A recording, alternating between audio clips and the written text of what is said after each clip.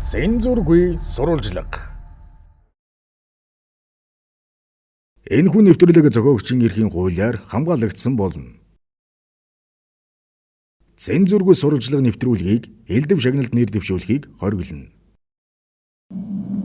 Цензургүй сурвалжилга үннийг хайр.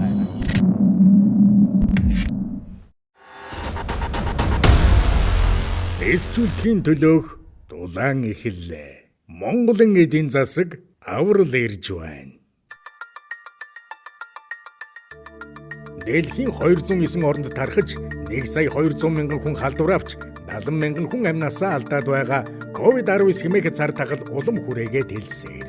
Улс орон бүхэн энэ тахлаас сэргийлэх гэж хяналттай авах гэж эмчлэх гэсээр дэлхийн эдийн засаг сэхэн амьдруулах тасагт шилжилээ. 2020 он дуусгаад дэлхийн эдийн засаг огт өсөлтгүй байх бөгөөд зөвхөн амьд үлдэхийн төлөө, тэсч үлдэхийн төлөөх өрсөлдөөн болно хэмээн судлаачид санал нэгтээд өгнөж байна. Мэдээж Монгол улсын тахлын аюулыг тойрч гарахгүй туулж гарна. Бидэнд зүгтах газар үгүй. Тэр дундаа дэлхийн эдийн засгийн томоохон хувийг нуурын дээрээ үүрч гардаг бүгд найрамдах Хятад ард улс, Америк нэгдсэн улс, Япон зэрэг орнууд эдийн засгийн шок амсаад байна. Хятадын эдийн засаг өөрөө дэлхийгээс хамаарна. Учир нь бүгд найрамдах Хятад ард улс түүхийдээ импортоор авч бүтээгдэхүүн үйлдвэрлээд Европ болон Америк нэгдсэн улсын зах зээлд нийлүүлдэг аврах том экспортлагч юм. Гэтэл Хятадын эдийн засгийг тэжээгч Европ, Америк нь худалдан авах чадваргүй болж хямрлаа. Иймээс Хятадын эдийн засаг хямарсан бол Монгол хямархан тодорхой. Хямраад ч эхэлсэн. Хятадын эдийн засаг 2020 он дуусахад дөнгөж 2% өсөлтөд заах гин. Монгол улсын нийт экспортын 92% нь бүгд найрамдах Хятад ард улс руу гардаг. Экспортын 90-с дээш хувь нь уул уурхайн бүтээгдэхүүн байдаг учраас Хятад улсын эдийн засаг орших, эс оршихоос манай улсын эдийн засаг шууд хамаарна гэсэн үг юм. Хятадаас шууд хамааралтай орнуудаас Монгол улсын эдийн засаг хамгийн эрчимтэй уруудаж байгааг та бүхэн дэлгэцнээс харж байна. Хятадын эдийн засаг бол энэ жил занаа 2% өсөлттэй байна гэсэн төсөөлөл бол сүүлд гараад байна. За тэгэхээр дэлхийн эдийн засгийн өсөлт нийтдээ бол хасах руугаа явна. Монголын одоо эдийн засаг бол шууд Хятадын эдийн засгаас хамааралтай. Ялангуяа экспорт 90%, импорт 30 гаруй хувь. Бусад орны эдийн засаг бол одоо энэ сэхэний байдалтай байна л да. За тэгээд энэ засгийн газруудаас авч хэрэглэж байгаа арга хэмжээнүүд нь түүхэнд байгаагүй. За тэгээд мөн энэ улс төрийн чиг баримжаа, эдийн засгийн онол гэдэг зүйл баригдахгүй шууд л хүндээ очсон мөн компани тэмцсэн тийм арга хэмжээнүүд авч эхэлж. Тэгэхгүй бол энэ нөхцөл байдал улам хүндрэх юм байна. Тэгээд улам хүндрээд байхад бол тэрнээс одоо яаж бага хөрөлтөй гарах вэ гэдэг тухай асуудал байна. Дэлхийн эдийн засаг энэ жил хасах 2% өсөлттэй буюу нэгсэнд агшихаар болчлоо. Америкийн өсөлтийг нэг асах 3-аас 5 хасах 6-гийн хооронд бол одоо нэгсэндөө Америкийн эдийн засагч агшиж байна, Европын эдийн засагч агшиж байна. Ер нь агшаагүй улс гэж одоо яг энэ коронавирусаас болоод энэ жил гарахгүй юм шиг байна. Да ялангуяа хөгжиж байгаа орнуудад. Ингээд дэлхийн эдийн засгаас тэр дундаа Хятадын эдийн засгаас шалтгаалж Монгол улсын эдийн засаг хямарч байна. Одоо бол нэгэн төвдөр орж ирээд хойморт гараад суужсан хямралаас яаж хохирол багтаа гарахаа бодож бодлогоо боловсруулж хэрэгжүүлэх цаг мөнөөсөн мөн. Монгол улсын ерөнхий сайд Хүрэлсүх, сангийн сайд Хүрлбаатар нар COVID-19 эсрэг 7 багц буюу 5.1 их найд төгрөгийн арга хэмжээ авч ажиллах болсноо анх 3 дугаар сарын 27-ны өдөр танилцуулсан. Ерөнхий сайд Хүрэлсүх ард түмний хүссэн хүдээсэн болгоныг хэлж алга ташилт авч чадсан. Харин хэдхэн хоногийн дараа буюу 4 дугаар сарын 1-ний нийтмийн баярын өдөр сангийн сайд Хүрлбаатар ерөнхий сайдын зарим хэлснийг зааснаар иргэд хийгээд аж ахуйн нэгжүүдийг онцолгож орхисон юм. Харин 4 дугаар сарын 10-ны өдөр улсын хурлын дарга Зандан шатар болон зарим улсын хурлын гишүүдийн хийсэн мэдээлэл мөн л нийгмийг талцуулж хөдлүүлж орхилоо. Улсын хурлын даргын дуулгасан хамгийн муу мэдээ бол зарим салбарын дампуурлыг шуудхан зарласан явдал юм. Тухайлбал ноолуур болон махны худалдаа зогссон гэдгийг зогсож хэлэх нь тэрэ. Ноолуур зогссон. Мах зогссон. Дэлхийд худалдаа зогссон. Улсын хурлын дарга Зандан шатрын хэлснээр бол ноолуурын салбарт гадаад худалдаа байхгүй болсон тул зогссон гэж ойлгогдож байна. Сэтгүүлчдэд хийсэн мэдээллийн төгсгөлд ноолуурын тухай асуусан сэтгүүлчийн асуултаас ч бултаж дэрийг засгийн газар өөрсдөө тайлбарлах ёстой хэмээгээд хэвлэлийн баг хурлыг хаав.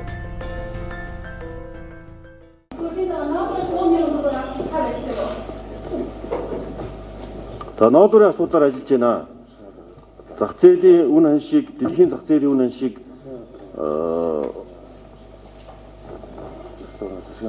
тогтоодгүй эх 7 хоногт одоо засгийн газар хүнс хөдөө аж ахуйн үйлдвэрийн яам энэ чиглэлээр ажиллаж байгаа. Бид нар улаан сайттай энэ асуудлаар ярилцсан шаардлага тавьсан. Бүх боломжоо судлаад эх 7 хоногийн нэгд өдөр шийдэл танилцуулах гэсэн. Ганцхан үндсэн асуудал ирлээ.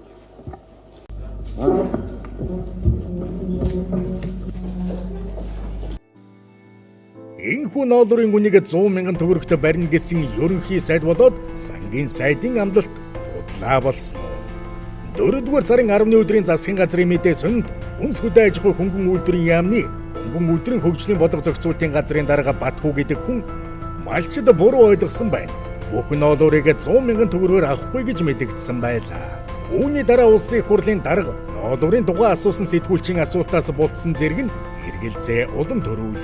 Мөн хүнс хөдөө аж ахуй хөнгөн үйлдвэрийн яамнаас яг одоо иргэдээс ноолуурыг ямар үнээр худалдан авах болсон жишг үнийг одоо хүргэе. Тухайлбал Архангай, Булган, Говьалтай, Дорногов аймагуудад 85 мянган төгрөгөөр авах бол Хинти, Дорнод аймагт 105 мянган төгрөгөөр авах үнийг тогтоож өгсөн байна. Гэвч ерөнхий сайд хүрээсүг 3-р сарын 27-ны өдөр ноолуурын үнийг килограмм тутмыг нь 100 мянган төгрөгт бариулахын тулд 300 тэрбум төгрөгийг 3% хүүтэйгээр аж ахуйн нэгжүүдэд зээлнэ хэмээн ярьсан билээ. Сангийн сайд ч мөн түүнийг нь батлаж байсныг эргэн сануулъя.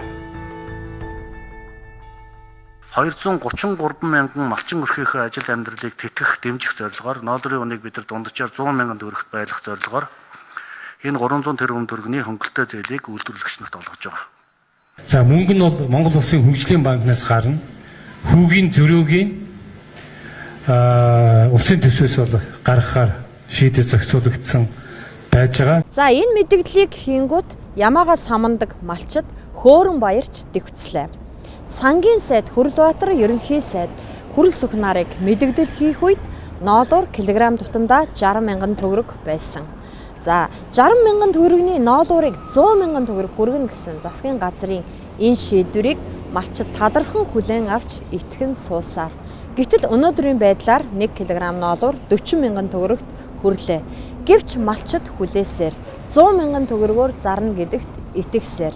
Хөөргөн амлалт бодит байдал хоёрын дүн амьдрал дээр зөрж байгаа боловч улсын хурл засгийн газрын шийдвэрээ дагаж улаан сайд гүрийсээр л. Та худлаа хэлдэг үстэй. Би хизээ худлаа хэлж ирсэй та. Ноолор 100 мянгаар зарагдах нь үнэ юм уу? Үнэ шүү дээ. Сайд нар улс төрчид ард түмний саналыг авахын тулд уран илтгэж хоосон амлаж чаддаг. Тэд бүх юмыг үнгүй болгоно ч гэж хэлж мэднэ. Харин зах зээл, бодит амьдрал, дээр салбарт ажиллаж буй компаниуд л үннийг хэлнэ. Одоо килограмм тутам нь 40 мянган төгрөгт хүрсэн ноолуурыг 100 мянган төгрөг болгохын тулд аж ахуйн нэгжүүдэд 300 тэрбум төгрөгийн зээлийг шахах гэж байна.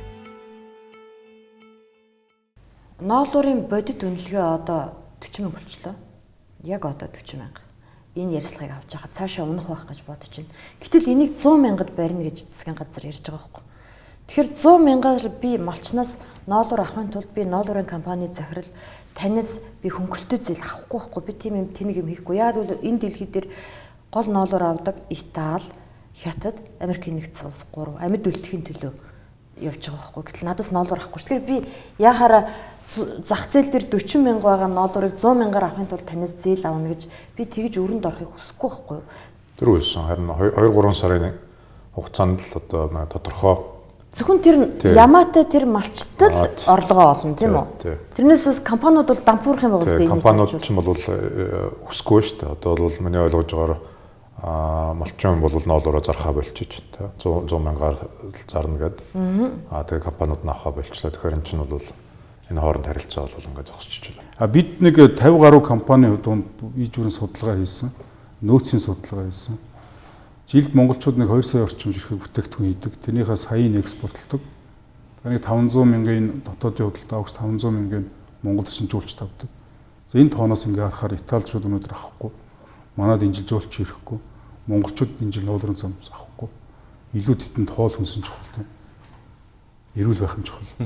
За ингэхээр энэ бүтээгдэхүүний үн хаашаа хэд хүртэл унах вэ гэдэг нь ойлгомжтой. Их үүсвэр буюу ноолуур авахтаа нэлээд үнэтэй авж штэ. Тэгээд зарахтаа яг энэ авсан үнэ хадгалаа дээрээс нь ашиг хийгээд ингээ борлуулж чадах уу гэл эдийн засгийн нарийн тооцооллуудыг хийж иж тэр үнийг бас гаргаж ирмээр байгаа байхгүй. Тэгээ түүнээс биш за 100 мянга байх юм бол ер нь бол энэ малч чинь бидэрт одоо юу гэдгийг саналаа өгнө гэж боддог ч юм уу те. Тэгж ер нь бол нэг тиймэрхүү байдлаар л энэ үнийг гаргаж ирсэн болов уу гэж бол би харж байгаа учраас дотроо бол үнэхээр шүмжлэлтэй хандж.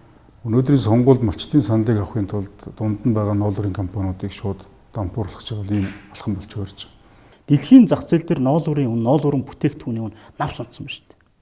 Энэ хямралтай ч аж үйлдвэрийн салбар тэр чигтээ унтсан ба шүү дээ. Тэгэд бид нэр түүхэн эдийнхээ үнийг өндөрт барина гэдэг чинь нөгөө нэг төсвийн бас нэг тодорхой хэсгийг авч явдаг, ноолоор боловсруулдаг үйлдвэрүүд угаадаг, самандаг тий экспортод гаргадаг энэ үйлдвэрүүдээ шууд унаа гэсэнтэй адилхан байхгүй.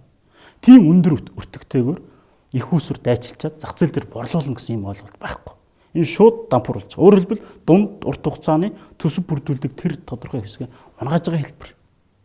Бид нар 100 мянгаар 1 кг ноолуурыг авахд бүтээгдэхүүн хийгээд цаашаа ашиг олоод зарж бол үнэхээр барахгүй. Яг бол ноолуураа бид нар цааш нь гаргадаг байсан хятадын зах зээл, эцсийн бүтээгдэхүүнээ гаргадаг байсан одоо Итали жишээлбэл Европын зах зээл ямар нөхцөл байдалд орсон байгаа вэ? Тийм учраас бид нар бол авахгүй гэж байгаа гэсэн тийм мэдээлэл сонсон. Хөрс сүхийг ноолуурыг 100 мянгаар аавна гэхэд малчид алга ташаад одоо баярын захилгаа явууллаа шүү дээ. Ердөө 7 хоногийн дараа нөгөө 100 мянгаар яагаад авч болохгүй вэ гэдгийг ноолуурын салбарынхан хэллээ шүү дээ. 100 мянгаар ноолуур авчих юм бол хийсэн хувцсан зарагдхаа болж шүү дээ. Энэ дэлхий дээр чинь юу ноолуурын хувцс пижак пальто одоо свитер өмсөх тэл амьд явах тухай тэмцэл өрнөж шүү дээ. Ялангуяа манай ноолуурыг одоо баг ихэнх нь авдаг Итали улсад. Тэгэхээр нөгөө Италийн аж үйлдвэр ажиллахгүй тэндээс гарсан одоо свитерийг хүн авахгүй болохоор зүгээр л 100 мянгаар хинч ноолуур нь авахгүй байхгүй. Малчтын ноолуурын үнийг өндөр хэвээр нь барьж удахгүй болох улсын их хурлын сонгуульд санал авах гэсэн энэ гинэн бодлого үнэхээр байгаа онсонгүй. Би өөрт чи хөнгөлтөө зээл өгье гэд. За авъя гингүү тэгвэл одоо 100 мянгаар аваарай гэд. Маргааш тэр хүн 30 мянга 20 мянга руу унаа штэ. За тэгээд 2 сарын дараа бол малчин ч орлогогүй, компанич зээл аваагүй ингээд өнгөрөх гээд байна. Одоо сар гарны дараа л энэ асуудал дуслаа шүү дээ. Нэг л зүйл хэлээд байгаа. Ер нь салбарын сайд нь үнэхээр нэрсэлгүй гэж бодож байгаа бол өөрөө авчих хэрэгтэй. Тэгээ яам өөр дээрээ зөвлүүлээд бүх ноолоор дээрээ тий тэр 100 мянгаараа бүх ноолоор өөр дээрээ зөвлүүлчих болно шүү дээ. Нэг нь л нэрсэлгүй гэж үзэж байгаа юм бол тий. Тэсч үлдэхийн төлөөх тулаан эхэллээ. Монголын эдийн засаг аврал ирж байна. 2020 он гарсаар манай улсын экспорт дараах байдлаар багасжээ. 2019 онд эхний 2 сард төсвийн ашиг гүйцэтгэлээрээ 302 тэрбум төгрөг байсан бол 2020 оны эхний 2 сард ашиг огт байхгүй. Харин ч бүр 120 тэрбумын алдагдaltaй гарсан байна. Орлого нь 173 тэрбум төгрөгөөр буурч зардал нь 289 тэрбумаар нэмэгджээ. Энэ байдлаас харахад 2020 оны улсын төсвийн төсөөлөлд орлого олох боломжгүй гэсэн. Орлого байхгүй үед зарлагаа ухаалгаар зохицуулж ард түмнээ ажилтай, орлоготой байх үүрэг бол төрийнх. Дөрөөс ийм л бодлого зохицуулт хүсч бид татвараа төлсөөр ирсэн. За тэгээд шулуухан хэлэхэд төсөв тодтохгүй гэдэг нь төсөв тодтохгүй дээрээс сонирм биш. Ийм онцгой үед 19 онд бол яг эдийн засгийн өсөлтөд хэдий буурахаар харагдаж байсан ч гэсэн бид бас нэлээд өөдрөг төсөв хийсэн шүү дээ. Ялангуяа төсвийн орлогыг 20 гаруй хувиар түүндээ тулгаа зарлаа өсгөцсөн. Тэгсэн. Бүх зүйлийг өсгөөр хийсэн байгаа шүү дээ, тийм ээ. Гэтэл өнөөдөр нүүрсний экспорт эхний 3 сар яаж тасалдчих вэ? Дээрээс нь зэсийн гол одоо валютыг үрдүүлэх ёстой байсан зэсийн маань үн яаж унчих вэ гээл, тийм ээ. За бусад уулуурхаан бусын экспортууд ялангуяа за манай ноолуур байна. Ноолуурын үн гадаад зах зээл дээр үндсэндээ нэлээд 40% унтсан байсан хүмүүс ноолуур худалдаа авах сонирхол өнөөдөртөө зогсон болчиход байна. Гэт олон зүйл байна. Ийм үед бид нэгэнт орлого олохгүй тохиолдолд бид төсвийн зардлыг эргэж харахаас арга байхгүй. Дэлхийг хамарч тархсан цар тахал нь аль хэдийн Монгол улсад нөлөөгөө үзүүлээд эхэлж ирчээ. Монголын үндэсний худалдаа аж үйлдвэрийн тэнхимийн 2020 оны 3 дугаар сарын 25-ны өдрийн байдлаар хийсэн ажлын байранд үзүүлж буй нөлөөллийн судалгааны үр дүнгийн танилцуулгад COVID-19 вирусын халдвар, тархалтаа сэргийлэх арга хэмжээ нь амай бизнес нөлөөлсөн үү гэсэн судалгааны графикаас харахад маш их нөлөөлсөн гэдэг хэсгийн цэнхэр өнгөөр бодсон нь 3 дугаар сарын 3-ны өдрийн судалгааны дүнг харуулж байгаа болоо. Ердөө 20 өдрийн дараа маш их нөлөөлсөн гэсэн нь улбар шар өнгөөр тэмдэглэгдсэн байна. 20-од хоноход 10% өсчээ. Энэ бол цар тахлын нөлөө Монголын эдийн засагт асар хурдтайгаар нөлөөлж байгааг нь бодит дүн. Хамгийн их нөлөө үзүүлж байгаа салбаруудыг аялал жуулчлалын тэргүүлж байгаа бол тээвэр, үйлчилгээ, худалдааны салбар удаалжээ. Энэ судалгаанаас харахад хамгийн түрүүнд дампуурх нь аялал жуулчлал, тээвэр, үйлчилгээ, худалдааны салбарын болж магадгүй байна. Цар тахал Монголын эдийн засагт хэдийн нөлөөлж ажлын байрыг устгаж эхэлсэн байхад засгийн газраас дэвшүүлж буй сөрөг тактикууд ойлгомжгүй, өгөөжгүй байсан. Тухайлбал Монгол улсын ерөнхий сайд хүрэлцэхгүй 3 дугаар сарын 27-ны өдөр хэвлэлийн баг хурал хийж ард түмэндээ нэлээд амлалт өгсөн. Иргэд чалга ташин хүлээж авсан. Гэтэл 4 дугаар сарын 1-ний нийтмийн баярын өдөр сангийн сайд Хүрлбаатар ерөнхий сайдын зарим санааг үгүйсгэж иргэдийг гонсойлгосон илтгэл тавьсан билээ. Аял жуулчид зогссон, нийтийн хоол зогссон. Улсын их хурлын дарга зандан шатар үнэн хэлсэн. Үнэхээр аялал жуулчлалын салбар дампуурч гад байна. Гадаадын иргэдийг хилээр оруулахгүй, дэлхийд дахин амарч зугаалах нь бүхэл амьд үлдэхийн төлөө хичээж байна. Уг нь аялал жуулчлалын салбар дотоодын нийт бүтээгдэхүүний 3.8% үйлдвэрлэдэг бөгөөд 54 мянган хүнийг шууд болон шууд бусаар ажлын байртай болгодог гэдэг статистик тоо бий. Улсын их хурлын дарга нь дампуурсныг нь хүлээн зөвшөөрч ил зарлаж байхад тухайн салбарт 54 мянган хүн ажлын байргүй болж тэр тоолонд иргэдийн орлого буурчхаад байхад засгийн газрын зүгээс авч хэрэгжүүлэх 7 багц санал улсын их хурлын даргын танилцуулсан 10 багц санал доторч аялал жуулчлалын салбарыг ч дасмартаж орхижээ. Улсын их хурл засгийн газраас өргөн барьсан 7 багц арга хэмжээг хэлцэхдээ бага зэрэг өөрчлөлт оруулж баталсан. Тухайлбал нийгмийн даатгалын шимтгэл болон хүн амын орлогын албан татврын хөнгөлөлт, төрийн ихтэй сургууль болон төсвөө санхүүждэг бүх байгууллага мөн гадны зээл тусламжаар төсөл хэрэгжүүлж байгаа компаниуд нийгмийн даатгалын шимтгэл, хүн амын орлогын албан татвараа төлдгөөрөө төлнө. Харин бусад бүх аж ахуйн нэгжүүд нийгмийн даатгалын шимтгэл болон хүн амын орлогын албан татвараас 6 сарын хугацаанд бүрэн чөлөөлөгдлөө. Энэ нь иргэдэд баярын мэдээ болон түгэж байна. Гэвч Монгол улсын төсөв татвар болон экспортын гэсэн хоёрхан орлогоос бүрддэг. Мэдээж энэ жил экспортын орлого гэж байхгүй. Татварын орлого гэвэл 200 мянган төгрөгийн албан хаагчийн татвар л бүрдэх нь. Учир нь 4-р сарын 10-ны өдрийн гадаад худалдааны статистик мэдээллээр Монгол улсын эхний улирлын экспорт 41% буюу 736 сая Америк доллараар буурсан. Уг нь яг жилийн өмнө экспорт 486 сая Америк долларын ашигтай байсан байна. Тэгэхээр энэ жил Монгол улс орлого олохгүй. Орлого олохгүй улс төрийн албан хаагчдын цалинг ямар мөнгөөрөө тавих вэ? Ахмадуудынхаа тэтгэврийг ямар их усүрээс тавих вэ? Тэтгэврийг нийгмийн даатгалын шимтгэлээр тавьдаг байсан. Тэр нь байхгүй болчихлоо. Орлогогүй улс ямар мөнгөөрөө цалин тэтгэврээ тавих вэ? Энэ бол бодит байдал. Бид үүнтэй нүүр тулна. Хизээвэ гэж юу?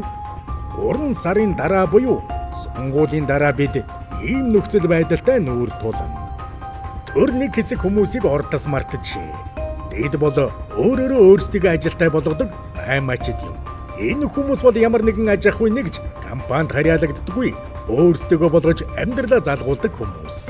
Нарамтуул, Дэнжимэнг, Бөмбөр, хар хорин гэх мэт худалдаа үйлчлэгийн төвүүдэд өнөөдрийн байдлаар 30 орчим мянган хүн ажиллаж байна. Тэдний ашиг орлого буурчээ.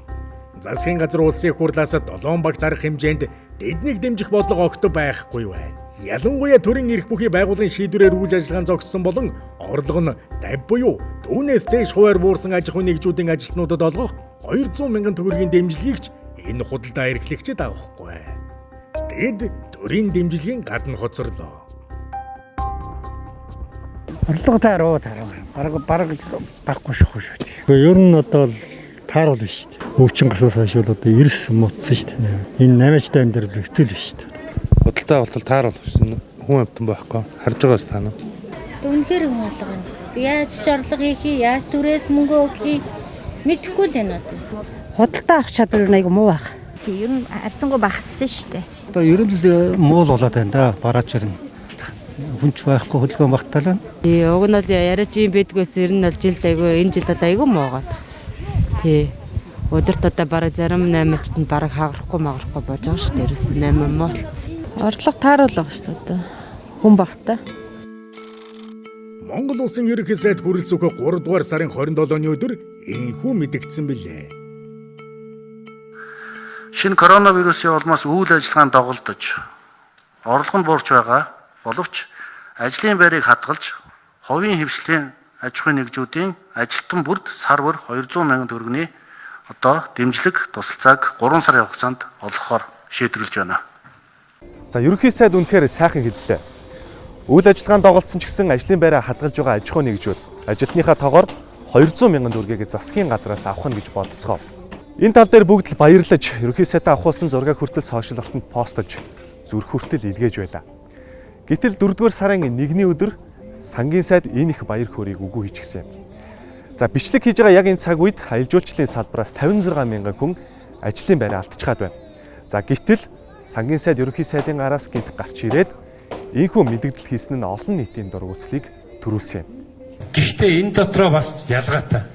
Төрийн байгууллагын шийдвэрээр үйл ажиллагааг зогсоосон боловч ажлын байраа хадгалж байгаа аж ахуйн нэгжүүдийн ажиллаж байгаа ажлагчдад бид нар сар болгон 200 мянган төгрөгийг бол олгоно. Яагаад вэ гэхээр одоо онцгой байдлын комиссийн ч юм уу аймаг орон нутгийн онцгой байдлын комиссоос үйл ажиллагааг нь хязгаарсан зогсоосон ийм аж ахуйн нэгжүүдээр энэ ажлын байранд нь 200 мянган төгрөгийг олгох ийм одоо шийдвэрийг бол гаргасан байгаа гэдгийг бол та бүдтэй хэлье. Гэтэл энэ шийдвэр нь улсын хурлаар батлагдаж гарахтаа бүрч дам буян болж хувирлаа. Дөрөн эрх бүхий байгуулгын шийдвэрээр үйл ажиллагаан зогссон болон 2020 оны 2-3 дугаар сарын борлуулалтын орлого нь өмнөх оны мөн үеэс 50 ба түүнээс дээш хувиар буурсан боловч ажлын байрыг хадгалж байгаа. Хувийн аж ахуйн нэгжүүдийн ажилтнуудад 3 сарын хугацаанд сар бүр 200 мянган төгрөг олгохоор болгож орхив. Энэ 50% бол бараг ингээд тал нь хагараад унтсан юмыг бол ямар ч одоо туслын тариа хийгээс ихгүй болсон үе шүү. Тийм үед бид нар 200 мянган төгрөг хүнд нь өгөөд энэ аж ахуйн нэгжид үйл ажиллагааг бол дэмжиж чадахгүй. Тэгээд энийг 50% ба түүнээс дээшгээд оруулсан бараг шилний цаанаас чихэр долоолгоно гэдэгтэй адилхан байна шүү. Биднийг дахиад л хуурлаа. Ийхүү 3 дахь удаага хуурлаа. Уг нь Монгол улсын ерөнхий сайд бүх аж ахуйн нэгжүүдэд энэ дэмжлэг хамаарна гэж мэдгдсэн. Төлөвлөгөө сангийн сайд Хүрлбаатар гарч ирээд улсын онцгой комиссийн шийдвэрээр үйл ажиллагаанд доголдсон аж ахуйн нэгжүүдэд ажлын байраа хадгалах юм бол ажилтан болгоныхын тоогоор 200 мянган төгрөг өгнө хэмээн амласан. Гэтэл улсын хурлаар эцсийн байдлаар шийдвэр гаргахдаа зөвхөн орлого нь 50%-аар доголдсон аж ахуйн нэгжүүдэд ажилтныхын тоогоор 200 мянган төгрөгийг ажилтнууд нь өгнө гэсэн шийдвэр гарлаа. Тэгэхээр орлого нь 10%-аар буурсан, 20%-аар, 30%-аар, 40%-аар буурсан аж ахуйн нэгжүүдэд энэ дэмжлэг огтхон ч хамаагүй болж таарав. Тэгэхээр одоо бизнес эрхлэгчид ажилтнуудаа халсан нь хамаагүй дээр болчихлоо. Уг нь засгийн газраас авч хэрэгжүүлэх гэсэн 7 багц арга хэмжээ бол бизнес эрхлэгчдийн бизнесийг хамгаалах, бизнесийг идэвхжүүлэх, хувь хүний орлогыг хамгаалах, өрхийн орлогыг хамгаалахад чиглэгдэнэ гэж амлаж байсан. Тэгч ёстой байсан. Гэтэл эцсийн мөчөд ийхүү хуурлаа. Өнөөдөр 2 сар хагас орчим үйл ажиллагаа зогсоосон компани бүгд ажилтнуудаа үндсэндээ сул зогс зарим нь халаа явуулсан байгаа шүү дээ. Ер нь бол цалингийн зардал үйлчлэгээний байгууллагуудын хувьд цалингийн зардал зүгээр гол зардал энийг болж өөрнө шүү дээ. Бараг үндсэн зардлын одоо дийлэх за түрээс тэгэл бараг том зардал чинь цалингийн зардал. Тэгэхээр энийг бол ихэнх нь дааж чадахгүй учраас за санхүүгийн чадалтайнууд нь бол сул зогсдын 60% гэж байгаа. Агуул тэгээ бүгд халсан байгаа шүү дээ. Судалгаагаар дийлэх нь халчихсан байгаа. За нэгэн талаа явуулсан хүмүүст над 200 хүч бас үйлчлэхгүй шүү дээ. Энэ болгоныг өнөөдөр хүртэл 2 сар гаруй бараг 3 сарын туршид ажилтнуудаа барьж үлдэж байгаа компани бол ер нь баг хинч бараг авч чадхааргүй нөхцөл гэсэн үг байхгүй. Ер нь бол олгохыг хүсэж байгаа бол нөхцлөө судалцах хэрэгтэй шүү дээ. Наа нөхцөлийг шин давж авах компани өнөөдөр үлдээгүй болов гэж бодож байна. Тухайн байгууллага нэг газрыг ингээд түрээслээд үйл ажиллагаа явуулдаг байж. Тэр компаниг 5 ажилтнтай тий. Тэгээд 5 ажилтнтай болохоор ажилтны тус бүр дээр 200 мянга гэвэл 1 саяыг авна тийм үү. Гэтэл тэр түрээсийн байр нь магадгүй 5 саяын түрээстэй бол яах вэ? Түрээсээ төлөөл байгаад байх уу? Нэгсэндээ 1 саяыг авч чинь энэ 5 саяыг төлж штэ тий. Тэгэхээр зүгээр нэг ажилтан дээр 200 мянган төгрөг авснараа тухайн компани хэрвээ одоо дунд хугацаанд жилийн дотор ч юм уу те ямар нэг байдлаар энэ ашгаа алдагдлаа нөхнөө гэж юусоо тооцохгүй бол тэр бол компани бараг хаагдчих واخ. Том компаниуд нь илүү удаан хугацаанд тэсэх бах. Жижиг компаниуд бол барахгүй шүү дээ. Энэ бол цэвэр улс төрийн амлалт гэж харахаар энэ ямар ч эдийн засгийн зөв ойлголт ийм ойлголт байхгүй. Эдийн засгийн өнцгөөсөр бол ингэж сэтгэж болохгүй. Ер нь бүх аж ахуй нэгжүүдийг хамгийн их одоо дарамт болж байгаа юм нь юу вэ гэхээр одоо үйл ажиллагаагаа өнөөдөр үйл ажиллагаа нь хумигдаад ирэхээр зээлийн дарамт байна. Энэ аж ахуй нэгжүүд бол ихэнх нь нөгөө хөнгөлөлттэй жижиг дунд үйлдвэрийн одоо нөхцөлтэй тийм үйлдвэрлэлийг дэмжих нөхцөлтэй зээлтэй биш банкны бизнесийн зээлийн нөхцлөөр үйл ажиллагаа явуулж байгаа шүү дээ. Тэгэхээр хамгийн гол нь тэр эргэлтийн хөрөнгийн одоо нэмэх тэр зээлийн дарамтаас нь бууруулахын тулд бид нар бол ажил орлоготой байхын боломжийг хангах ажлын байрыг хадгалж байгаа аж ахуй нэгжүүдэд хөгжлийн банк, төрийн банкаар дамжуулж 3% хүүтэй зээлийн их усүр, санхүүжилтийн их усүрийг бүрдүүлж өгье гэж байгаа. Экспортны эхний удирдалтаа 41%-аар буюу 736 сая Америк доллараар тасарсан дүн гарлаа. Өнөөдрийн байдлаар өдөртөө 4 бомтоор 200 машин л экспортын түүхийд ачин гарч байна. Ердийн үед энэ 4 бомтоор 2000 машин гардаг байжээ. Ийхүү орлого их хэмжээний тасарч хаад байхад төсөвд тодтгол хийхээс зайлс хийсээр байна. Төсөвд тодтгол хийхгүй гэхийн гол учир нь юунд байна вэ?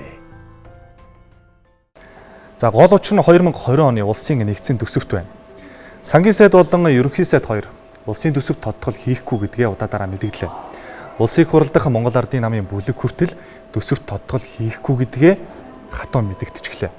Харин 4-р сарын 6-ны өдөр улсын их хурлын хаврын ээлж чуулганы нээлтэн дээр Монгол улсын ерөнхийлөгч Халтмаагийн Баттулга дэлхийн нийтрээ хямарч байгаа энэ цаг үед төсөвт тодтгол хийхгүй гэж байгаа нь үндэсний эрх ашигаас урвсан үйлдэл болно хэмээн мэдгдсэн юм. Төсөвт тодтгол хийхээс татгалзах ямар ч боломж сэтгэл зүйн хувьд ч хууль эрх зүйн хувьд ч байхгүй байна. Улсын төсвийн 50%-аар тэнцэх хэмжээний хөрөнгийг гаргах, зарцуулах тухай ярьж байгаа бол төсвийг тодохоос өөр зам байхгүй.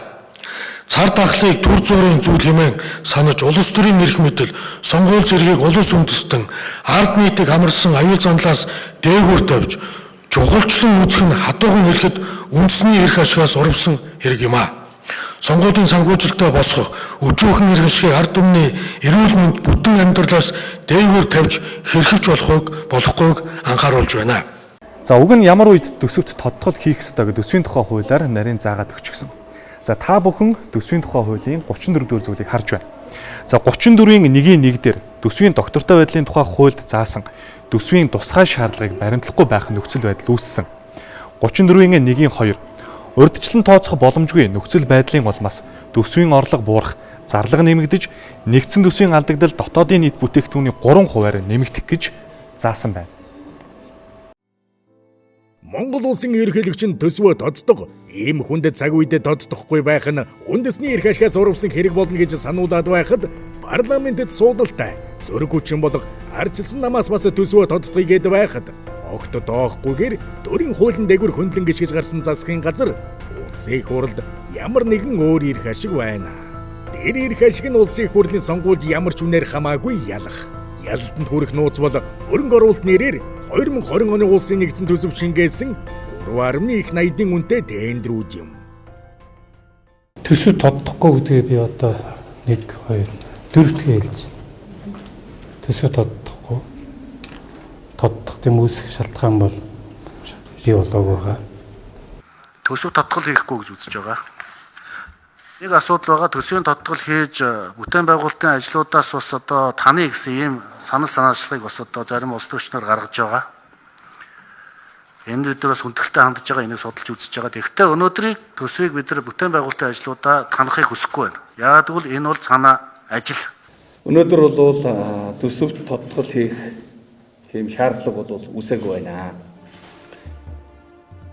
Сангийн сайд Хүрлбаатар төсөвт тодтгол хийчихвэл юу болохоо байж гээд байгааг одоо тодтогч харуулъя. 2018 онд баталсан 2019 оны улсын төсвийн нийт алдагдал 2,155 тэрбум төгрөг байжээ. Үүний эхний 6 сарыг авч үзвэл 892 тэрбумын алдагдaltaй байхаар хуваарьт оруулж байлаа. Тэгвэл 2020 оны төсвийн алдагдлыг 2,256 тэрбум төгрөг байхаар төсөөлсөн. Өмнөх жилтэйгээ бараг л адилхан алдагдал тавьсан байна. 2020 оны эхний 6 сард 2,43 тэрбумын алдагдлыг оруулж өгчээ. Яагаад? 2019 он 2020 он ижилхэн шахуу төсвийн алдагдaltaй. Гэтэл 2019 оны эхний 6 сарын алдагдал ердөө 892 тэрбум байхад 2020 оны эхний 6 сарын алдагдал 2,43 тэрбум төгрөг байдаг нь ямар учиртай вэ?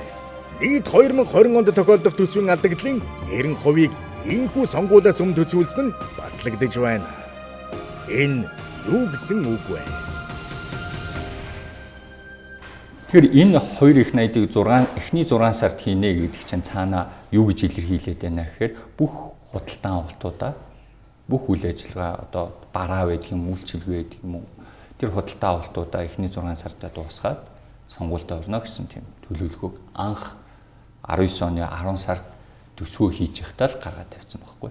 Төсөв тодтгол хийхгүйгээд байгаа маань өөрөө төсөв доторх зүйл ярьчаад төсөв дотор том тооны тухай ярьчаад байгаа мөртлөөс төсөв тодтгол хийхгүй байна гэдэг чинь нэгдүгээр хуулиар зөрчиж байгаа юм. Хоёрдугаарт ямар ч эдийн засгийн мэдэгдэхүүнгүй ийм тайлбар хийгээд шүү дээ. Их сургуулийн эдийн засгийн нэгдүгээр курсын оюутан ч ойлгох асуудал байхгүй. Ерөөсөө төсөвт тодтгол хийхгүй гэж хэлэх бол ямар ч үндэслэхгүй байгаа. За эрт орой сонгуулийн өмнө хойно гэдэг л асуудал байна. Тийм л асуудал байна. Түүнээс сонгуулийн дараа хэрвээ одоо энэ эрх баригч нам сонгуульд ялвал яг би бол яг маргааш нь л хийнэ. Одоо тэр сангийн сайд үнэхээр л ажиллаа мэддэг энэ эдийн засгийн нөхцөл байдлаа ойлгодог хүн бол төсвийг тодтохгүйгээр ямар ч боломжгүй шүү дээ. Яг тэгвэл энэ төсвийг хэлэлцэж явах үеийн эдийн засгийн нөхцөл байдал чинь бүгд өөр болсон. Улсын их хурлд 63 судалтай Монгол ардын нам хүч төрөн төсвийн тодтгол хийхгүй хууль зөрчлөө. Дээрч бүхэд улсын их хурлын дарга Зандан шатар улсын төсөвт тодтгол хийх эрхээ засгийн газар шийдвэрлэнэ гэж мэдэгдэв. Төсвийн тодтгол хийх эрхийг засгийн газарт үндсэндээ шилжүүлж байна. Монгол улсын үндсэн хуулийн 25 дугаар зүйлийн 1-р хэсэгт улсын их хурл төрийн дотоод гадаад бодлогын аль ч асуудлыг санаачлан хэлэлцэж болох бөгөөд дараах асуудлыг өөрийн онцгой бүрэн эрхэд хадгалж шийднэ гэсэн байна. Мөн энэ хэсгийн 7 дугаар зүйлд төрийн санхүү, зээл, албан татвар, мөнгөний бодлого, улсын эдийн засаг, нийгмийн үндсэн чиглэлийг тодорхойлж засгийн газрын үйл ажиллагааны хөтөлбөр улсын төсөв түүнийг гүйцэтгэх тайланг батлах хэмээн заажээ. Хэрэг их хурл энэ онцгой бүрэн эрхээсээ татгалзаж байгаа бол үндсэн хуульд нэмэлт өөрчлөлт оруулах ёстой. За үндсэн хуульд нэмэлт өөрчлөлт оруулахын тулд ямар их шат амжилга, өндөр босгыг давдаг вэ гэдгийг энэ их хурл мартааг байх гэж найдаж байна. Үндсэн хуульд нэмэлт өөрчлөлт оруулахын тулд 57 гишүүнээр дэмжүүлээд бүх ард түмнэрээ хэлэлцүүлж санал авсны эцэст улсын их хурлын гишүүдийн саналаар санал хураалгах ёстой.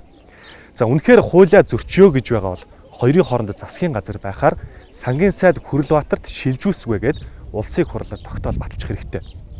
Ингээд ер нь Монгол улсын ерөнхий сайд нь Хүрлсүх юм уу, Хүрлбаатар юм уу? Монгол улс ер нь хэдийн ерөнхий сайдтай юм бэ?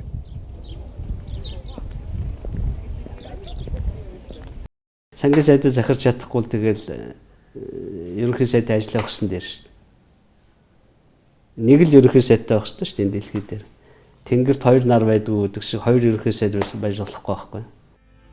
Дэлхийн эдийн засаг хямраад, эдийн засгаараа дэлхий тэргүүдийг их гүрнүүд хямраад төсвийн тодтголоо хийж байхад ганцхан манай улс л төсөвдөө тодтгол хийхгүй.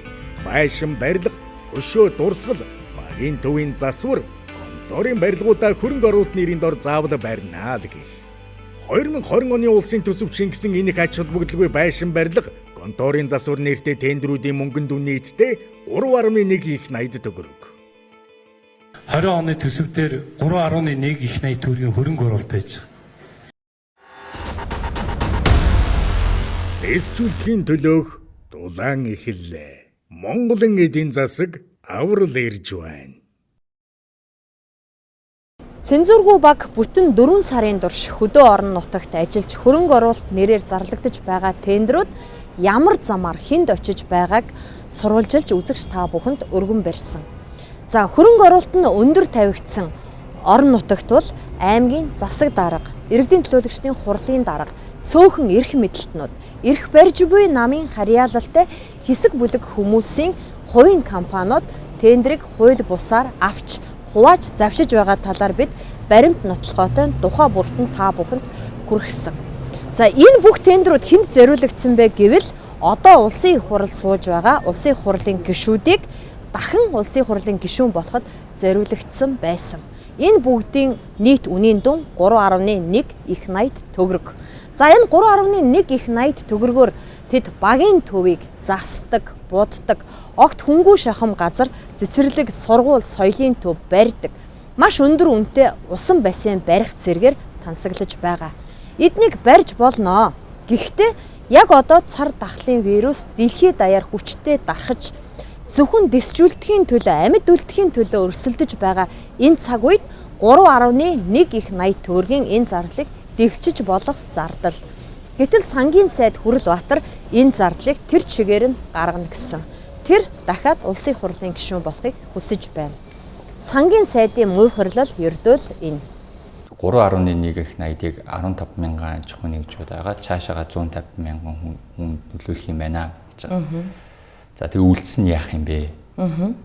Яг одоо өнөөдөр бол 2020 онд бол ийм эдийн засгийн хүндрэлтэй, дээрээс нь ийм эрүүл мэндийн хямралтай үед бид нэр заавал хөшөө барих албатай юм уу? Бид нэр заавал багийн төв дээр иргэний танхим байгуулах албатай юм уу? Иргэний танхим барилаа гэхэд тэр чинь дахиад засагт нэгж төгрөг өгөхгүй. Зөвхөн төсвөөс буцаа санхүүж. Тий, ерөөсөө л эн чинь ингээд нэгсэндөө бид нэр барилга барай хайж байгаа бол цемент арматурд ороод баг зэрэг хөдөлмөрийн хөлсөнд ороод ингээд төвжигдэнэ. Мэдээж 15 мянган аж ахуйн нэгжээ дэмжлэг авах. Гэхдээ энийг илүү зорилттой болгож чадах юм бол нэгсэндөө зарцуулалтын зөв хуваарлаж чадах юм бол яг тулгамдж байгаа хэрэгцээтэй байгаа аж ахуйн нэгжүүдэд тодорхойл гаргаад тэднэрт дэмжлэг болгоод хүрч чадах юм бол бид нар 15 мянга биш тэрнээсээ 3 дахин багтаа 150 мянга биш тэрнээсээ багтаа 3 дахин хүмүүст бид нар энэ адилхан мөнгөөр хүрч чадах юм аа.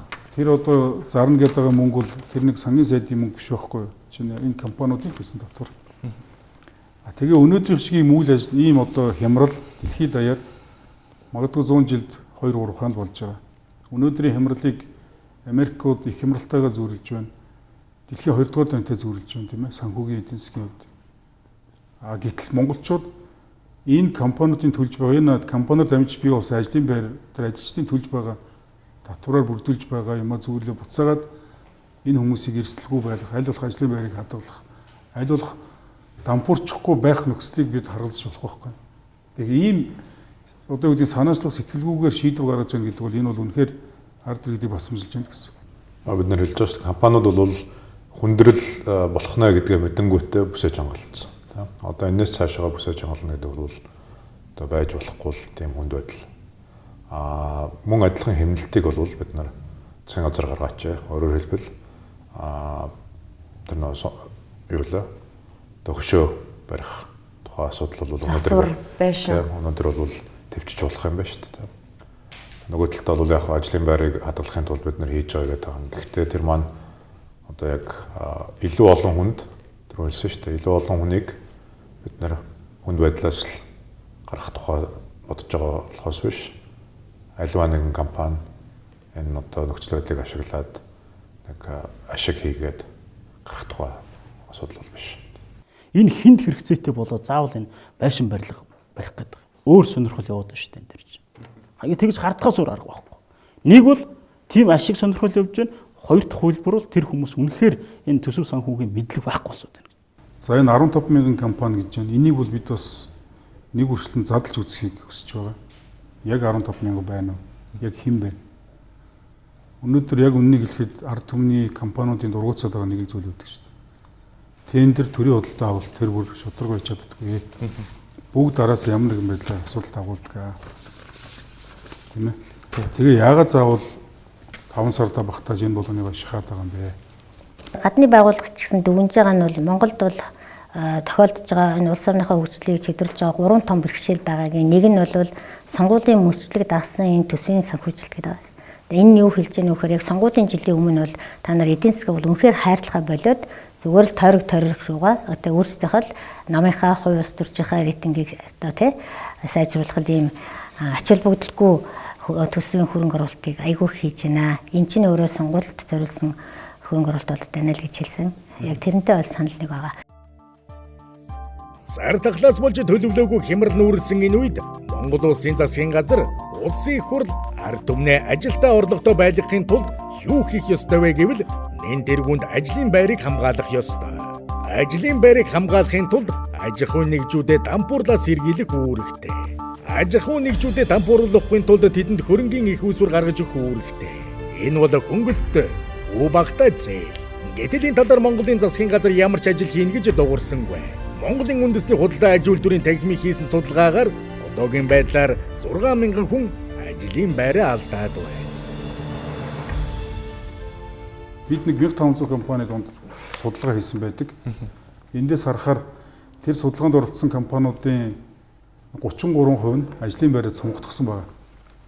Нийтдээ өнөөдрийг тухайн судалгааг хүртэл ч тийм өнөөдөр дахин төгссөн байгаа. 6,000 гаруй хүнийг ажлаас алсан гэсэн юм судалгааны тоо байсан. Тэгээ ингээ үзэхээр яг хамрагдах хэсэг нь их зүүн болчиход байгаа. Тийм байна харин. Тэгээ ингээд та нар харах юм бол ер нь юм хямралын үед бол хамгийн эхлээд төрүүлж өртдөг хэсэг чинь нийгмийн эмзэг үлэг. Дараа нь тэр жижиг дундууд байдаг. Ерөнхийдөө жижиг дунд аж ахуй нэгжүүд нэг санхүүгийн Америкт ч гэсэн мэшин судалгаагаар бараг 75% нь 35 хүртэлх хоногийн санхүүгийн нөөцтэй байдаг гэж гарсан байна. Ихэнхдээ нэг 27 хоног. Тэгэхээр Америк тийм байгаа юм чи Монгол бол тэрнээс бөөгнө гэж таарна шүү дээ. За тэгвэл манай засгийн газрын танилцуулсан энэ арга хэмжээ байгаа онсон уу? Нотлохонд суурилсан уу? Компаниуд дээр хийсэн судалгааг бол авч үзээгүй л харагдаад байгаа юм л да. Ер нь бол аливаа засгийн газар ердийн үед дандаа албан ёсны тоо баримт статистик дээр үндэслэж шийдвэр гаргадаг. Гэхдээ өнөөдөр бол энэ чинь ердийн үе биш шүү дээ. Энэ чинь бол одоо дайны үедээ хүмүүс зөвлөд байгаа учраас яг энэ бодит компаниуд дээр хийсэн судалгаа бол хамгийн сүүлийн тоонууд байна. Манай засгийн газраас гаргаж байгаа тэр бизнесийг дэмжих зээлч ерөөсөө тэр 1000 юм уу 2000 аж ахуйн нэгжилд хүрч шít. Бусад нь хүрэхгүй шүү дээ. За энэ бол эргээд би юу гэж хэлээд байна гэхээр бодлого гаргахад энэ чинь зорилттой байх хэрэгтэй. Яг одоо гаргаж байгаа бодлогууд нь бас байгаа онохгүй байна. Зээл өгөх асуудал дээр одоо хүү багтай зээл аж ахуйн нэгжүүд өгөх ёстой гэж ойлгоод байна шүү дээ. Тийм. Яг тэгэхээр өнөөдөр бол энэ эдийн засгийн чинь нэг талдаа эдигээр хөл хорж байгаа боловч эдийн засаг чинь бол одоо байнгын л одоо явж явах хэрэгтэй шүү дээ. Тэгэхээр бол компаниуд дээр бол хөрөнгө шаардлагатай. Тэгжээж энэ компаниуд чинь үйл ажиллагаа тасалдуулахгүй явуулна.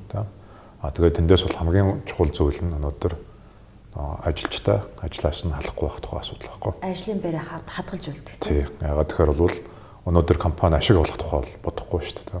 Тэгэхээр өнөөдөр хүнд байдалд бол тодорхой хөрөнгийн тэр их усрыг гаргаад өгөх юм бол бид нар тэрийг аваад за нэг талдаа үйлдвэрлэл үйлчлэгээгээ бол боломжийн хэмжээгээр явуулъя. Нөгөө талдаа бол гол нь тэр юугаа ажлын байраа хадгалаад тэгээд иргэнэ орлоготой тодорхой хугацаанд байлгая гэсэн тийм л зорилго.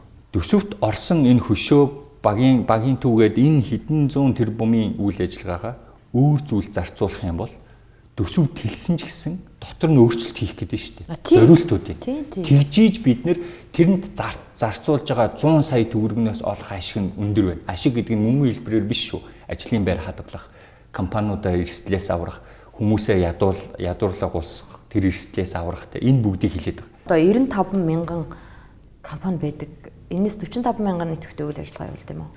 Тийм одоо нэг 45-аас 60 мянган компани гэдэг шүү дээ. Тэгэхээр сая ажлын байр тийм.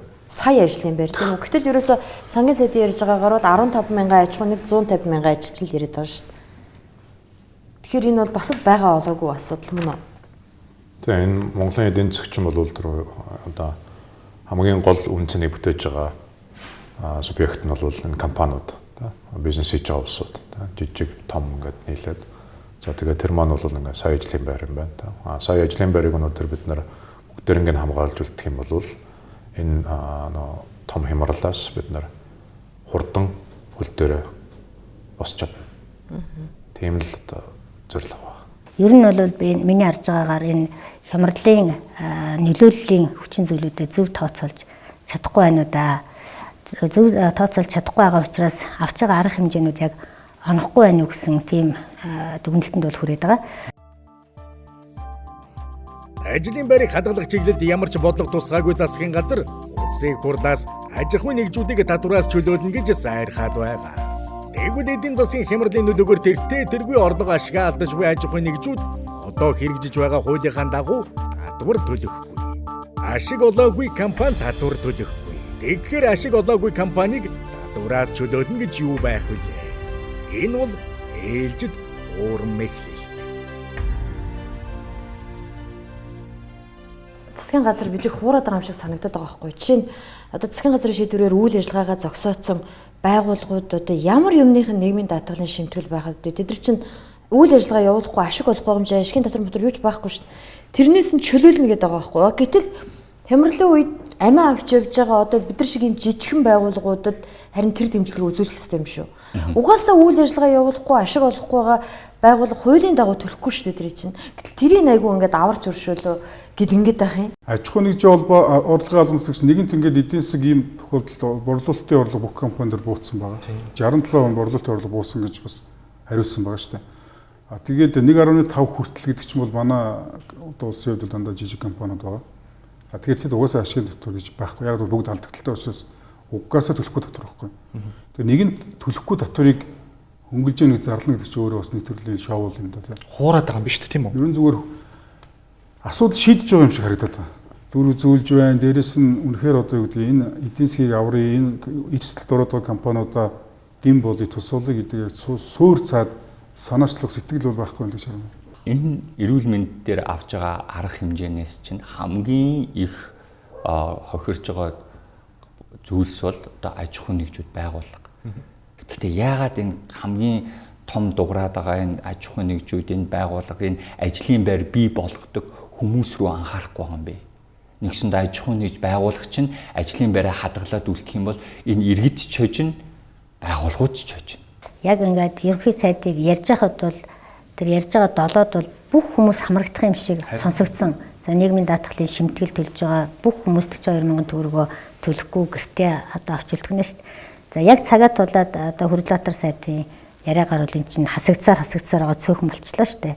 За аж ахуйн нэгжийн орлогын албан татварын үед бас тийм болсон шүү дээ, тийм ээ. За дээр нь нөгөө түрүүний ярьдаг бүх аж ахуйн нэгжүүд татвараас чөлөөлөгдөж байгаа юм шиг ярьсан боловч 1.5 м борлуулалтын орлоготой угаасаа 1% л татвар төлдөг аж ахуйн нэгжид энэ бол нэг тийм чухал биш болсон.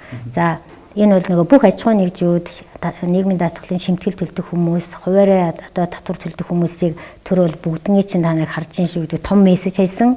А яг гүйцэтгэл нь бол саяныхаар ингээд жижигхэн хүрээнд л энэ асуудал хөнгөлөлт яригдахаар болчлаа шүү дээ. Зарлах нь айгүй том тэгээ яг хэрэгжүүлэхдээ нэг жоох юм зайл гаргаад байгаа мó гэдэг тийм л сэтгэл надад төрсөн л да. Сангийн сайдын гаргаж байгаа үйлдэлээс харахад ерөнхий сайдыгаа хуурж мэхлээд байгаа юм шиг харагддаг. Төсөв чингээж оруулсан хэрэгтэй хэрэггүй тендер бол яг үнэндээ энэ цагт дэвчиж болох зардал. Энэ зардал 3.1 их 80 төгрөг. Гэтэл гаднаас хүүтэй зээл авна гэх. Ингэхгүй бол өөр ямар ч аргагүй гэх.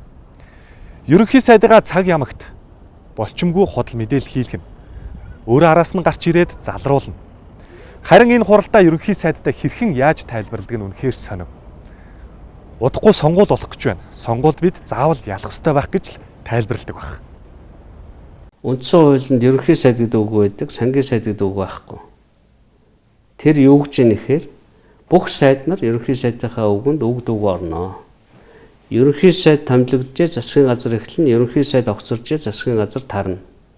Тэрнээс сангийн сайд Хүрлбаатар гэдэг мундаг хүн байгаад ерөнхий сайдтайгаа зөрөлдөөд мэдээлэл хийгээд байвал зүгээр тэр дорн зайлуулах. Үндсэн хуулиар зөвхөн ерөнхий сайдтай парламент хариуцлага тооцно. Тэрнээс чиний сангийн сайд юу гэж хэлсэн, юу гэж хэлээгүй, даалгавруу чинь биелүүлсэн, биелүүлээгүйг бол ерөөсөө авч хэлцгүй. Үнэндээ бол сүүлийн гаргасан улсын ерөнхий сайдын хийсэн мэдээллийн 7 зүйл, сангийн сайдын хийсэн танилцуулгын мэдээлэл хэдэн зүйлүүд хоорондоо маш их зөрчилтэй байгаа. Шуудган хэлэхэд зүгээр нэг юм сонгуулийн өмнөх 3 сарын хугацааны тактик стратегийн амлалт юм уу гэмээр зүйл байгаа.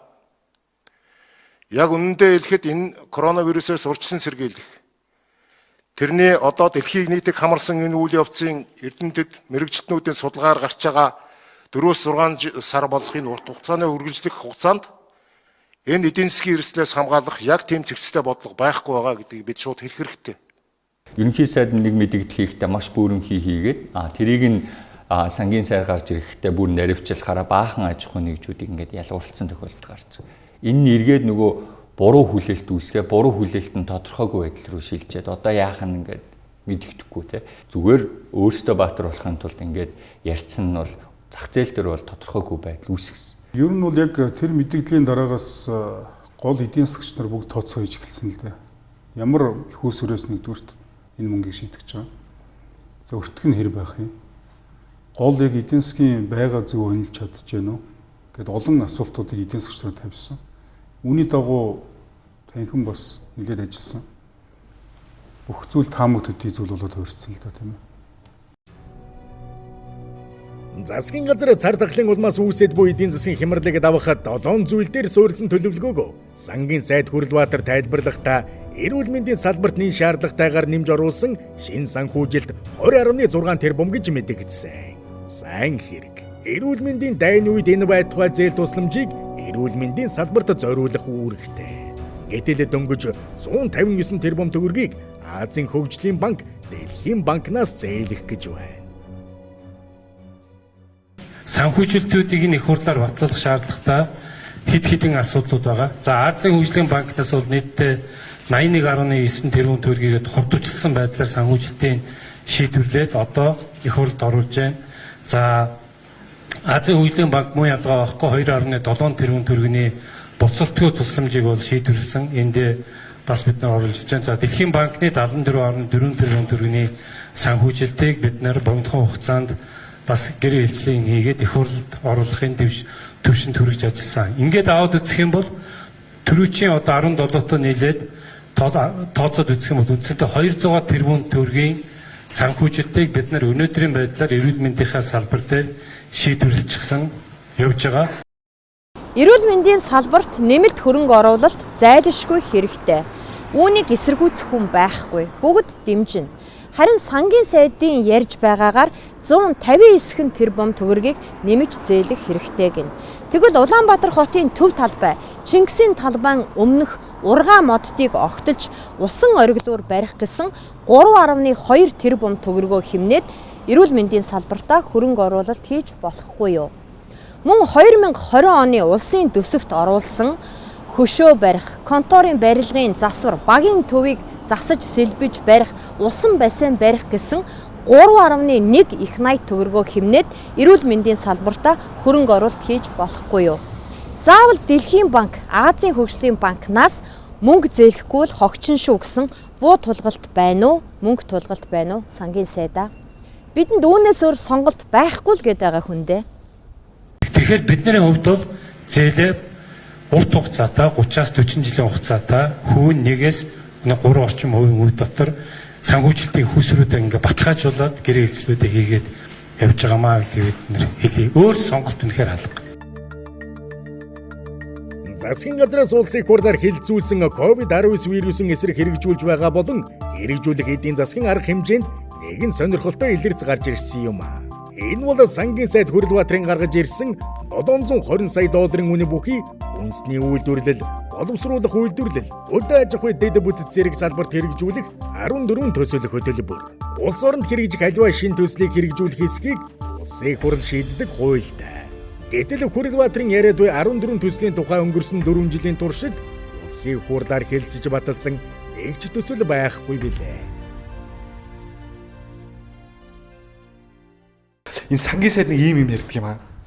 720 сая долларын 14 төсөл хөтөлбөр гэж нэг юм ярьдаг. Энэ юу 14 төсөл хөтөлбөр хаанаас яагаад гараад ирв? Тэгээ энийг бүгд зээл гэдэг байгаа. Энийг бол одоо ёстой бүгд асуултын тэмдэглэл байна л да. Өмнө хинч сонсоогүй яригдчих байгаагүй зүйл 14 компанид 700 хэрэг бол нэлээд том тоо. Зүгээр таамаглаж байгаагаар илүү нэг хөдөө аж ахуйн боловсруулах хүнс гэж ярьж байсан. Тэгэхээр арьс ширний ч юм уу.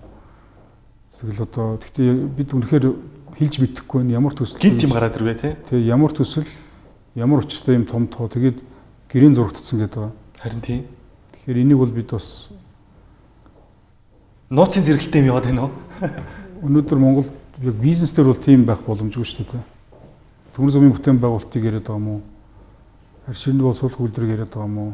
Эсвэл одоо махны боловсруулах үйлдвэр яриад Монголоос бас их тэгж их багтаах яг бодиттой экспортод мөнгө багтаах үйлдвэр бас салбар цөөхөн шүү дээ уусаа.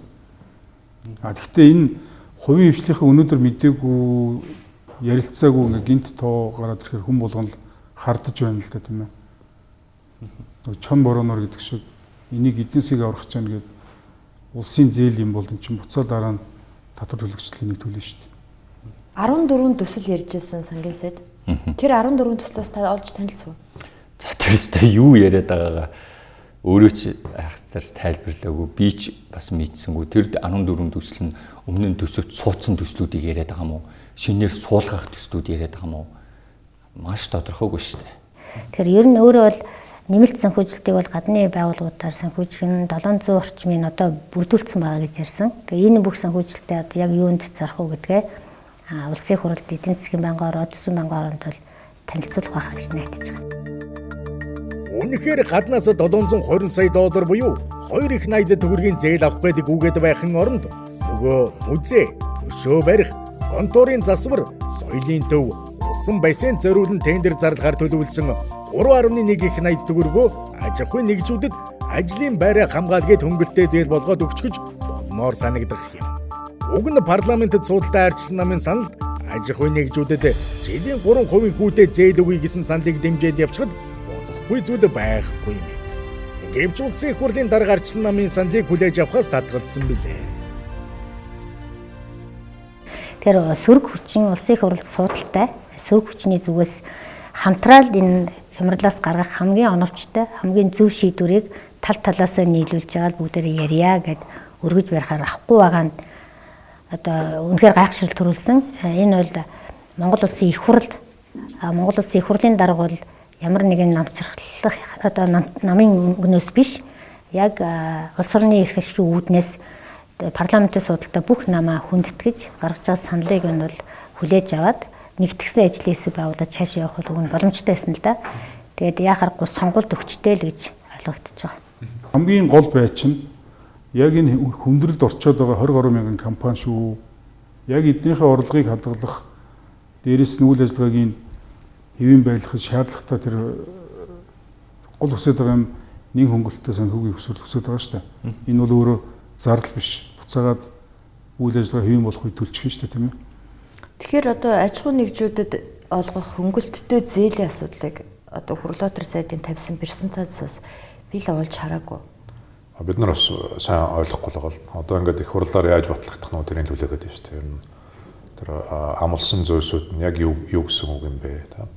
Яг аль компани дээр очих юм. Жишээлбэл Монголч их олон одоо ажлын байрыг бий болгож байгаа салбар байна шүү дээ. Нэг нь бол за төрийн бас байгууллагууд байна. Жишээл төрийн бас байгууллагууд хамрагдах юм уу тийм гэдэг асуудал байна. За тэгээд одоо үнэхээр одоо жижиг бизнесийнхэн тийм зах дээр үйл ажиллагаа явуулж байгаа тэр хүмүүс маань бас хамрагдах уугүй юу гэдэг асуултууд их олон байна л да. Хэрвээ бид нар тодорхой одоо энэ зарж байгаа мөнгөө түлхүү ажлын байрыг хамгаалах энэ чиглэл рүү хийхгүй байх юм бол хичнээн та ажилгүй боллоо гэд мөнгө өгөөд тэр хүн чинь 3 сарын дараа яах вэ?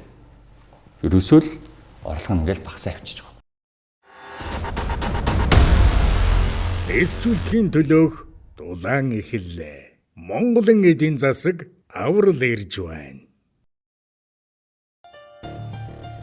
Монгол улсын хэмжээнд ипотекийн зээлийн эргэн төлөлт сардаа 30-аас 40 тэрбум төгрөг болдог гэсэн судалгаа бий. Ипотек бол хамгийн найдвартай зээл. Энэ бол төсөвт ордоггүй учраас бүрч боломжийн зээл. Хэрэг өдөр ирэх тусам хүмүүс ажлын байраа алдаж орлогогүй болж эхэлвэл ипотекээ төлөх боломжгүй болж эхэлнэ. ипотекийн эргэн төлөлт өрөх бүртээ санхүүгийн дарамт болон боддоор нүүрлэн гэсэн үг. Одоогийн байдлаар Монгол банк, Монголын ипотекийн корпорац, сангийн яам, арилжааны банкуд хамтран 2020 оны 4-р сарын 3-ны өдрөөс эхлэн 7 сар хүртэл 3 сарын хугацаанд зээлийн эргэн төлөлтийг хойшлуулад байсан. Гэвч засгийн газрын 7 баг зарах хэмжээ улсын хурдаар хэлэлцэгдэх явцад 3 сар биш 6 сарын хугацаанд энэ зээлийн эргэн төлөлтийг зарцаахаар боллоо. Тэгвэл ардчилсан намын гаргасан санал дотор ипотекийн эргэн төлөлтийг 1 жилээр хойшлуулах санал байсныг засгийн газар огтхонч тоогоогүй. Орон сууцнд амьдарч буй нийт төрхийн 50% нь ипотекийн зээлд сар тутам зээл болгоноос шалтгаалаад 500-аас 1 сая төгрөгийг төлдөг. Хэрвээ энэ мөнгийг өрхөд хэвээр нь үлдээж чадвал хамгийн бодит дэмжлэг тэр болох байлаа. Гэвч засгийн газар авч хэлэлцсэнгүй. Хэрвээ 16 онд бүрдсэн байсан, 1 сард 2 сард бүрдсэн байсан моргжийн эн чинь ганц нэг хууль биш, ингээд моргжоор баталгаажсан бонд, моргжийн сан, тэр нь тэтгэврийн сан болж хувирдаг. Үндсэндээ нийт монголчуудын тэтгэврээс одоо сар болгон миний цалингаас авдаг тэтгэврийн сан бүрдүүлчээ тэрийг эдцсэн шүү дээ. Манай улсынхаа төсөлд оруулаад тэр бол 20 жилийн турш бүрдэх 3 их найт төгрөгийн тэтгэврийн сангийн ингээд сар болгон бүрдэн шүү дээ. Моргчтой хүн болгон төлдөг. Ийм систем байсныг хүчингү болгоцсондоо одоо эдгээр 1 жилээр өгч чадахгүй болчиход байгаа юм. Ардчилсан намын 1 жил гэдэг бол 16 оныхоо бүх моргжийн хууль системийг сэргээсний дараа бий болох нөхцөлийг хэлсэн. Тэгэхээр энэ хэд бол одоо сонгуул болтол юучсан хойшлуулчих, сонгуулаас хойш галуу юусан чамаагүй гэдэг ийм маягаар яваад нь шүү дээ. Тэгээ ингэж болохгүй. Одоо бүх хүний моргжийн гэрээнд короногийн жил гэдэг 1 жил нэмнэ гэсэн үг. 1 жил коронотой учраас жил болгон төдөг 400 тэрбум төгрөг авах очие. Ямар нэгэн хүү торгуул одоо юугүйгээр энэ үндсэндээ ажилгүй болсон хүн 1 жил төлбөрөө төлөхгүй байрандаа сууж болно. Короногийн жил дуусаад ажилтаа болохоор юу ч болоогүй юм шиг үргэлжлээд явах ийм л зүйлийг бид нар ярьсан. Тэгээ харамсалтай нь эдгээр өөрийнхөө алдааг хүлээн зөвшөөрч нөгөө сонгодог моргжийнхоо юу руу орохгүй байна л да. Яг өнөөдрийн өрхийн орлогын хамгийн том хувийг нь одоо авч явчихад байгаа энэ ипотекийн орон сууцны зээлийн хүүний асуудал байгаа. Тэгээ орон сууцны зээлийн хүү бол нийт төрхийн орлогын бараг 40 гаруй 46-аас дээш хувийг нь эзлээд байгаа учраас ямар ч байсан энэ хямралтай цаг үед орон сууцныхын зээлийн хүүний төлбөрөөс нь сар төлж байгаа бас тэр хуваар төлбөр хоёроос 1 жил гэж чөлөөлчээ гэдэг ийм саналыг бид нар оруулаад байгаа шүү дээ. Энэ бол яг өрхийн нэг бодит орлогыг яг энэ хэвээр нь хадгалахад бол маш чухал арга хэмжээ гэж үзэж байгаа. Мэдээж 1 жилээр ипотекийн зээлийг хойшлуулах нь бол ард иргэдийн нуруунд дээр ирж байгаа дарамтыг багасгахгүйгээр багасгана.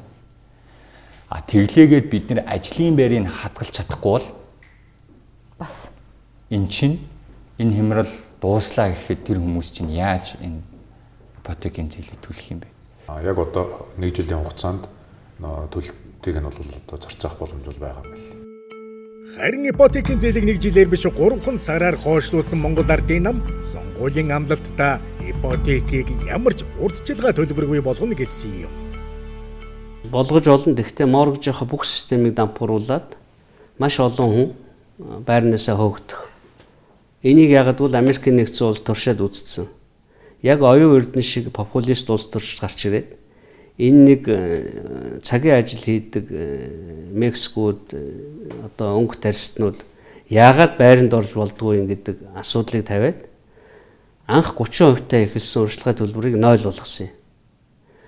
8 оны санхүүгийн хямрал болмогц хамгийн түрүүнд байраа хаяад явсан улсууд бол сая миний хэлдэг нөгөө урьдчилгаа төлбөргөө орсон улсууд юу ч алдах юмгүй учраас хаяа явсан. Ингээд нийтээрээ дэлхийн моргжийн зах зээлийг дампууруулсан арга бол энэ. Ипотекийн зээлийг урьдчилгаа төлбөргүй болгох юм бол иргэдийн сар бүр төлдөг мөнгө өсөх тооцоо гарч байна.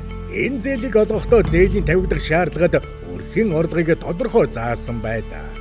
Тэгвэл өрхийн орлого хэд дахин өсч вэж ипотек олгогдох болцолтой болно гэсэн үг. Иргэдийн орлогыг нэмэгдүүлээгүй энэ үед урьдчилгаа төлбөргүй ипотекийг олгоно гэвэл дараа хүндрэл гарах юм байна. одоо ингээд дундаж моргож бодъё л да. 80 квадратаар хязгаарлалсан байгаа тийм үү? Сая 500 гэж бодъё. Тэгэхээр 120 саяын байр болно шүү дээ. 120 саяын байр. Урьдчилан төлбөр 30%-тай. Тэгээд энэ моргожийн сарын төлбөрийг ингээд бодохоор 20 жилээр 8%-аар сая 500-ийн үнэтэй тэгээд 80 квадрат гэж бодохоор 702 мянган төгрөг төлж ээж тэр моргож бол 20 жил төлөгдөн шүү дээ. Манай моргожийн дүрмээр одоо дэлхийн жишг бол өрхийн орлогын 3.1 байгаа. Тэгэхээр энэ 780 квадрат байрыг сая 500-аар авах гэж байгаа хүн бол 3.721 буюу 2 сая 1 зүг орлоготой байх ёстой. Тэгэхээр одоо хүмүүс одоо ноолуурыг 100 мянгаар авна гэж зарлчаад 50 мянга болчиход байна шүү дээ. Энэ шиг ердөө 7 хоногийн настай популизм байгаа. Одоо буцаагаад бодъё. Урьдчилан төлбөр устгах бол гоёо.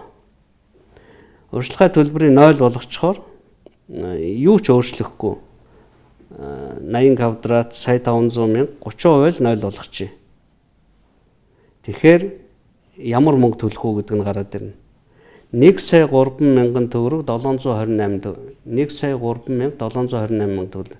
Уг нь бол энэ хүн 700 мянган төгрөг төлөөд 2 сая 1 зүг орлоготой байсан бол одоо 3 сая орлоготой болж саяг төлнө. Тэгэхээр моргожид хамруулах гэсэн хүний чинь тоо одоо оюун эрднийхаар бол нийгэм даатгал төлдөг бүх хүн орох гээд шүү дээ. Гэтэл бүх хүн орох босгоо өндөрсөж байгаа байхгүй. Тэгэхээр олон хүнийг байранд оруулах биш, цөөхөн хүнийг байранд оруулах шаардлага өндөрсөж байгаа. Дэлхийн хэмжээнд эрүүл мэндийн дайн болж дэлхийн эдийн засгийн өсөлт зарцаж тэргүүлэх гүнүүд иргэдээ ажилтай орлоготой үлдээхийн тулд ажлын байраа хамгаалах зорилгоор аж ахуй нэгжүүдтэй хөнгөлөлттэй зээл бэлэн мөнгөөр дэмжлэг үзүүлж байгаа энэ үед Монголын засгийн газар сонгуулийн ашиг харсан шийдвэр гаргалаа. Тэдэнд зөвхөн 6 сард болох сонгуульд ялалт байгуулж байвал 7 дугаар сард Монгол улс яаж уруудаж дороодох нь хамаагүй бололтой. 2020 оны эхний 2 сарын байдлаар манай улсын зэс нүүрсний экспорт өнгөрсөн оныхтой харьцуулахад 190 сая Америк доллараар буурчээ. Мөн нүүрсний тонн тутмын үн $82 байгааж экспортын хэмжээ нь 128 сая тонноор буурсан гэсэн муу мэдээтэй байна. Үүнийг дагаад энэ оны эхний 2 сарын байдлаар 120 тэрбум төгрөгийн алдагдaltaй гарчээ. Орлого нь 173 тэрбумаар буурсан байхад зардал нь 289 тэрбумаар өсчээ. Бизнесүүдийн саналыг авахгүй тэр гаргасан судалгааг нь харахгүй байх шиг байна гэдэг байгаа байхгүй. Яг энэ гаргасан персентажаас нь харахад ингэж яваад одоо 95 мянган аж ахуйн нэгж бүгдээрээ дампуурдгүй маа гэхэд 50% нь дампуурахад энэ улсын эдийн засаг бүр шок байдгүй болно үстэй. За би бол стандарт төсөөлж чадахгүй та маш хүнд байдалд орно. Бид ажлын байрны судалгаа хийж үзсэн. Үндсэндээ 30 гаруй хувь нь бол ажлын байрыг бол цомгтгцсан гэж хариулсан. За энэ дотроо жишээлх юм бол плетинг кассууд байгаа шүү дээ. 700 гаруй хүн бол одоо ямар ч ажилгүй болсон байгаа. Аялал жуулчлалын компаниуд байна. Бүгд үйл ажиллагаанд бүрэн зогссон. За үүний дагсан зочд буудал нийтийн хоолны үйлчлэгийг олон салбар зогсон болчиход байгаа. Тэгэхээр энийг бид яах вэ гэдээ бас иж үрнээр ярих хэрэгтэй. Ер нь бол мэдээж өвчнийг вирусыг гаргахгүй байхдаа тэмцэлгүй явах ба. Гэхдээ зөв бас нэг уялдаа холбоог нь дахиад бид бас эргэж харах шаардлагатай байна.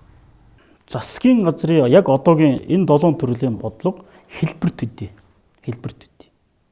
Популизм төдий.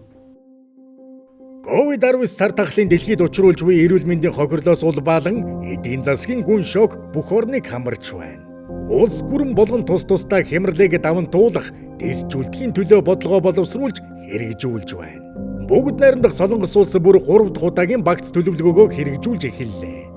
Гэтэл Монгол улсын засгийн газар 7 багц арга хэмжээг 5.1 их 80 төгрөгтэй багтаан хэрэгжүүлэхээ зарласан. Гэвч үнэндээ энэ бүхэн нь ойлгомжгүй тодорхой бус ажилчдыг бизнес эрхлэгчтэй нь бизнес эрхлэгчдийг банктай талцуулсан шийдвэр боллоо. Бидэнд одоогоор 2 зүйл ойлгомжтой болж байна. Ихэнх татварыг чөлөөлж авахгүй болсон учраас татвараар бүрддэг улсын орлого тасархна. За экспортын орлого тэртээ тэргүй тасарчихсан байгаа. Тэгэхээр 7, 8, 9 саруудад улсын хэмжээнд цалин, тэтгэр, тэтгэмжээ тавьж чадахгүй болох байдал ажиглагдаж байна. За бизнесийн салбарынхан бараг 50%-тай дампуурах нь тодорхой боллоо. Үүний хариуцлагыг хэн өөрөх вэ? хинч үүрэхгүй. Одоо эрх барьж буй Монгол Ардын нам удахгүй болох улсын их хурлын сонгуульд ялалт байгуулахын тулд ямар ч судалгаагүй амьдралд огт хэрэгжихгүй 7 зүйлийн багц арга хэмжээг улсын их хурлаар энхүү баталлаа. Албан тушаалаа ашиглан улсад онцлог хэмжээний хохирол учруулсан бол эрүүгийн хуулийн ялтай. Сангийн сайдын үйлдсэн, засгийн газрын үйлдсэн энэ ялыг хинч үүрэхгүй тулд сонгуулийн дараа Монгол Ардын нам ялалт байгуулсан ч хамтарсан засгийн газрыг байгуулах болно. Тэд өөрсдийн үйлдсэн булхайгаа, лувра, хариуцлага хинт ч дохгүй нуухын тулд энхүү хамтарсан засгийн газар байгуулах арга замыг сонгож болох юм. Яг л 2008 оны 7 дугаар сарын 1-ний дараа Монгол Ардын нам элт давуу ялсан боловч 5 хүний амнаас бүрлэгсэн хэрэгээ далтлахын тулд хамтарсан засгийн газар байгуулсан шигэ тактик руу шилжих магадлалтай юм. Улсад онцгой хэмжээний хохирол учрах нь мэдээж аж ахуй нэгжүүд дампуурч ажилгүйд л үүснэ. Магадгүй эмх замраагүй байдал үүсхийг ч үүсгэх аргагүй юм. Тэр цагт одоогийн сангийн сайд Хүрлбаатарын зөрж гүжүүдэл зүтгэсэн ялыг хамтарсан засгийн газраар наймаацах гэж оролдох үз.